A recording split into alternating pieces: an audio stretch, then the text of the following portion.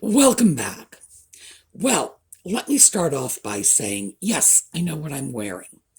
I was going to change out of this, but I thought this is actually a great opportunity to do a quick public service announcement.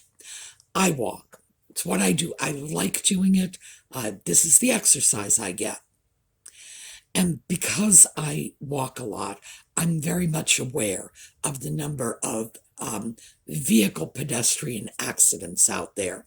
So when I walk, in the winter, yes, bright orange sweatshirt. Furthermore, and this is not mine, by the way, I borrowed this. Let me see if I can get can you see that? Well, imagine what that looks like. It's red and blue lights, by the way, at 5 in the morning. I keep lights on me and I wear high visibility clothing. So I thought I would just pass that along to you.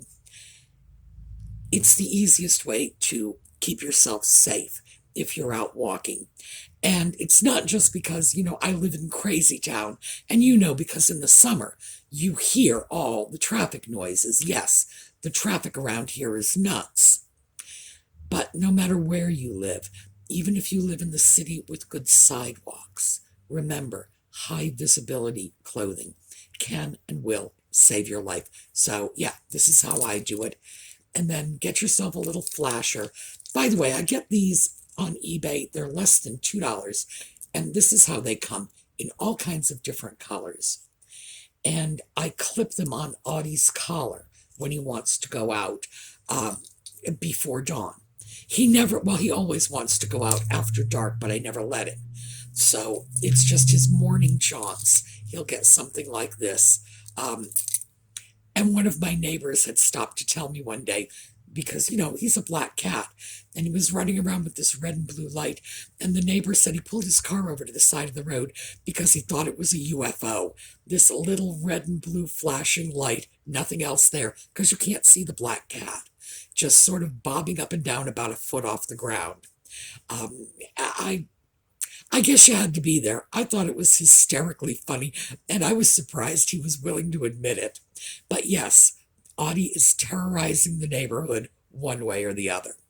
All right, when we come back, we are going to finish up the last Bedford trip.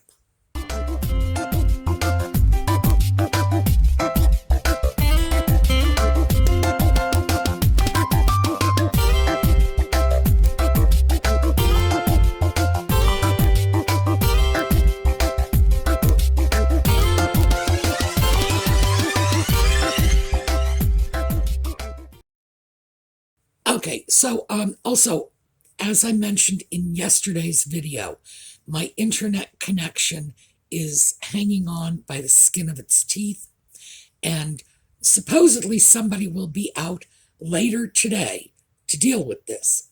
We'll see. But that's one of the reasons I haven't been able to be online with you.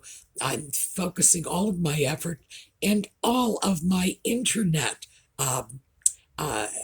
connectivity in the interests of getting the videos posted up to YouTube, which I need an internet connection for. So when the internet connection is running well, bang, videos are going up. When it's not running well, what can I say? Okay, back to Bedford. The last time I showed you stuff, and by the way, it's the same thing. I'm probably going to cut the video off short to reduce the upload times, because the upload times are generally about twice as long as the video itself, especially on the weekends. It depends on how much traffic is hitting the YouTube site. Weekends, the traffic's very high. So, you didn't see anything from Paul's when I was there. So I have a few items from Paul's booths for this video. So let's start with one of his first floor cubbies. This, by the way, is a new cubby. So he's got them all over the place. And I can usually just spot them at a distance. And I'm always delighted when a new one shows up in an unexpected corner. So let's take a look at what I saw. Okay, this is one of Paul's cubbies, and I've found 2 sets of tomato salt and pepper shakers. They are $5 each. They are missing corks. I think, yeah, this one has a cork. Neither of these do. But again, I do so much traffic in salt and pepper shakers that I keep a huge stash of corks in all different sizes. So this is not a problem for me. $10, 2 sets of salt shakers. Yes, please. Odd as it may seem, tomato, salt, and pepper shakers were a huge, huge thing in the mid-century. I'm not really sure why, but everybody had them. I remember that from my childhood. No matter whose house you went to, the kitchen table had this little set of porcelain or stoneware tomatoes, and that was your salt and pepper. They were almost all made in Japan. So finding a couple of sets in Paul's cubby didn't really surprise me. What did surprise me is those are nice, larger sets. What I usually see are smaller sets. So these are big, fat ones. Always glad to get those. Then I went upstairs, and Paul has stuff all over the place. You get off the landing, step off the stairs, go to the second floor landing at Bedford, and he's got dressers and Hoosier cabinets and bookcases crammed full of stuff. But take a look at this piece, and I haven't even bothered to look up what it's going for. I'm afraid I'm going to just shoot myself if I find out, because I knew as soon as I saw it, it was a nice piece. This is not a market I deal with, but look at this, $19. I have a feeling this is probably a very good buy, but the old tin toy market is, as I say, it's not something I'm really familiar with. I've never dealt much with it, but I'm going to leave it, and someone else who knows that market is probably going to come in here and say, my goodness, what an idiot she was to walk past this. Items like this are so collectible. All the space-age George Jetson-y looking things, like the ray guns and the robots and the flying saucers, all that stuff from the 50s and 60s is so collectible today. And if you can find them in good condition with nice graphics, and that little space gun was in overall very good condition. Remember, these are tin toys. They were virtually designed to be disposable. You would have bought something like that at your corner store for 49 cents back in the 50s, early 60s. So, as I say, designed to be pretty much disposable. It's unusual for them to survive in really good shape. So when they're brightly colored and they've got the plastic and they've got the nice graphics, oh yeah, they will sell. As I say, I haven't looked that one up. I know I'm going to find out it's worth like a fortune, but it's not a market I deal in. So every now and then, even when I really know something is going to do well, I will leave it for the next person. And this is one of those, because my hope, of course, is that it might fall into the hands of a child. Because, geez, I can't imagine a kid not being in love with that. I later went around to, I have a particular pattern in which I go through Bedford, and every now and then I'll do it in the opposite direction. By the way, if you have stores you frequently shop at, I wholeheartedly recommend this, because when we start going in patterns, we see what we expect to see, and we can miss things. if you shake it up, if you go the opposite direction, your eyes sort of travel into corners that you don't usually see because you're coming from the opposite end. So that's something I make a point of doing every now and then. However, I did not do that on this last trip. I went through my usual way. It didn't stop me from finding this really nice Asian decanter. So take a look. Okay, another one of Paul's booths. No, we're not taking the skeleton, but we are taking this very pretty, it's an Asian canister, and it's unmarked. It's $9, and frankly, I think that it's pretty enough to sell even without a certifiable provenance to it. Now, when I call this an Asian decanter, I'm referring strictly to the style, because with absolutely no markings, it could have come from anywhere. And we've talked about that when I talk about my Blue Willow plates. China, Japan, England, the last ones I got were from Belgium. I certainly never expected Belgian Chinese plates.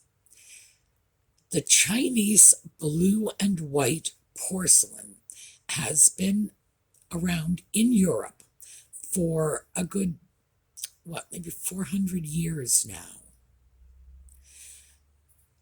And European porcelain manufacturers have been making and duplicating these patterns.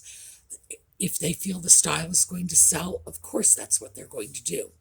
So I don't know where this piece came from, but I think it's an attractive piece. It's well styled.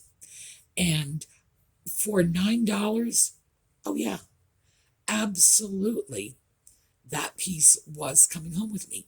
So, and it did.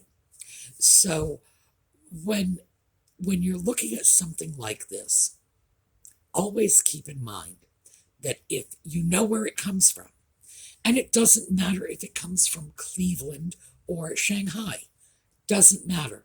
Just knowing where you can attribute the piece to will often make a difference of at least a few dollars in your sale price. But every now and then you come across a piece that's nice enough, so what the heck? And that was one of them. So when I was through with that, I went around to the little pig booth, and that was where I found this piece. Well, I'm running short of time, but because I have an opportunity to do this, I am going to drop everything else and deal with this. So let's see, let's go over here. And we are now sort of borrowing another seller's booth. This is a Mattel Julia doll from the Barbie line, late 60s. Now, $24, how do you evaluate a doll like this? Julia is a doll with eyelashes, so you want to look at the doll usually from the top down to make sure those eyelashes are all there. Next up, this is a bend leg doll, so you want to click. I'm going to be quiet. We got 3 clicks, as I'm sure you heard. The first one was very solid. You want 3 clicks and you want it to hold. So next one, 1, 2, 3. The third hold on this one is not as strong, but still 3 clicks and holds. You take a look at the fingers, and on the bend leg dolls, always take a look at the ankles and the toes, because kids tended to chew them, and it looks like somebody put some sort of glue on the bottom of this doll's feet. Not sure what that's all about. Sometimes the bottoms of the feet get damaged. I would say for $24, I'd be willing to take a chance on this doll and simply remove whatever that glue mess was. Now, let's look at her nose, and we're not seeing any nose nips. Now, Julia had a turned up nose as opposed to the other Barbies. The lipstick is in good shape. Here, let's see if I can get to see that. It's really not bad. Face paint in general is in good shape. Yes, that is the color her hair is supposed to be. It started out dark, but over time it went to this unusual red color. Diane Carroll, that was the actress who played Julia on television, which is where this doll originated. She had dark hair, so the fact is the hair is scruffy, but fixing doll hair is easy. And we may do a video about that. This is Julia's original uniform. So, yeah, $24. She's going to come home with me. Did I say $24? That booth is 40% off. Now, as most of you probably know by now, I used to deal in dolls. My specialty was early Barbies. Barbies from pre-1965, like the really old ones. Julia was a little past that. She was like 1966. So when I see a doll like that, oh yeah, it's like running back to mama, so to speak, because I know that market, I know these dolls. So I bought that Julia doll. Now, the price, by the way, was $14.40 after the discount. I did check recent Julia prices. And first of all, it's a rare doll, so there are not a lot of them out there. And there were not a lot of comps. The Julia dolls, generally speaking, just a Julia doll wearing what that Julia doll was wearing, usually go in the range of maybe 75 to 150, because all you're really buying is the doll. And Julia was a television character. That's where the doll came from. Mattel modeled her after the television character, and she was a nurse, so she came in a nurse's uniform, as opposed to Barbie, who came in a swimsuit. That was her original outfit, the one she was sold in. And of course, you can tell from the length of the skirt, it was well into the 60s by the time this one came out. In that case, when you have a doll in the original outfit, what you're usually buying is just the doll. The reason for that is those original outfits, because they came with the doll, they were all over the place. If 50,000 Julia dolls sold, then 50,000 of those outfits sold right along with the doll. And they will always be the most common outfit available. So the outfit is not much one way or the other, and that was a very scruffy looking Julia outfit. However, we can fix that. What I did want you to see, because we've never worked with a bend leg Barbie body, and that's what this is. It's a particular kind of Barbie body that Mattel used in the late 60s, where the knees bent and clicked. Getting those bodies in good condition, and in spite of whatever that strange glue mess on the doll's feet is, this is a body in good condition, and that's hard to do. So what I think we're going to do with Julia is we're just going to set her aside, and we're going to do a project, just restoring her for sale. In other words, the glue will have to come off. The eyelashes are going to have to be checked. If they're not all the same length, I will show you how to make them all the same length. And we will deal with that dreadful hair. Mattel in the late 60s, the dolls from that period had horrid hair. The very earliest Barbies had beautiful hair. It was mohair. You could do anything with that. That is a natural product. That is sheep's wool, basically. This was a strange synthetic saran that changed color, and Mattel didn't know how to do these short haircuts.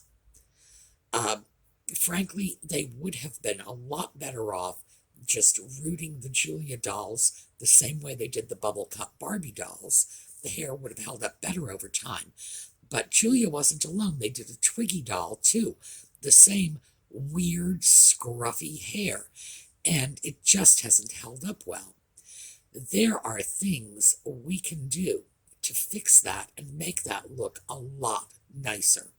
And so I think that's what we're going to do. We're just going to sort of make a reclamation project out of this, because it's not easy to just go into even an antique shop and find nice old Barbies. But as you can see, finding a nice old Julia happened. So who knows? Maybe I'll find a nice old Twiggy one of these days. Maybe I'll find a nice old Steffi or one of the other.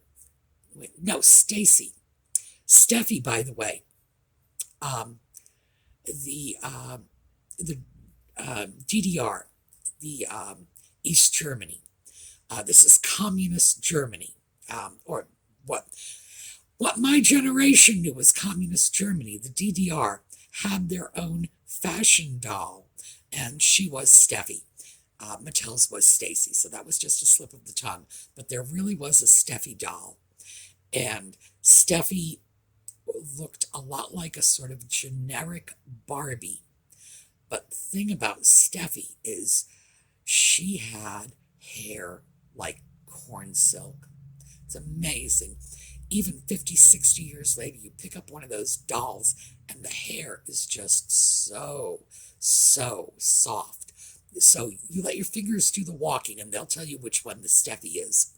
And if you ever find one, they are rare and collect. Well, communist fashion model dolls, think about it. So yes, they are rare. They are out there, but they are amazing. All right, listen, this is all we're going to be doing today, because I'm going to sign off early once again, because I need to get this up and posted. The longer the video, the longer the upload time, the more likely my frail internet connection is to go out. Oh, one more thing I did want to show you. Do you remember this? This was the necklace that Karen Hopper made for the giveaway. And this is the one I fell in love with. So Karen, the way Karen does her jewelry, it's wonderful. Just slip out the chain, stick it on a stud, and voila, earring. And then when I want it to be a necklace, I just pop the chain right back in. Easy peasy. But I love the way Karen's mind works. Her stuff is always so versatile. But I had talked about this and said, oh, I wanted to keep that. But if I kept every piece of Karen's jewelry that I took a fancy to, my house would be wall-to-wall jewelry boxes, and we'd be sitting on jewelry boxes here. But this one, yes, I love it, so it didn't go over to the giveaways. Speaking of giveaways, let's check out the SueMe's Angels Facebook page. You have the information right in front of you. The giveaways are still going on. We have loads of stuff. So far, the giveaway is going great. We've gotten more prizes into more people's hands than I ever thought was possible. But still, we got plenty more stuff to go around. So please show up, participate in the giveaways, because we really want as many of you as possible to walk away with a present this holiday season. All right, we are going to take a look at a slideshow on our way out. Thank you so much for being with me. Thank you for your patience while we're dealing with this bizarre internet situation. No idea what to say about that. I will see you all later this evening for our Just Chattin', and then next weekend, as usual, with thrifting videos. So have a great day.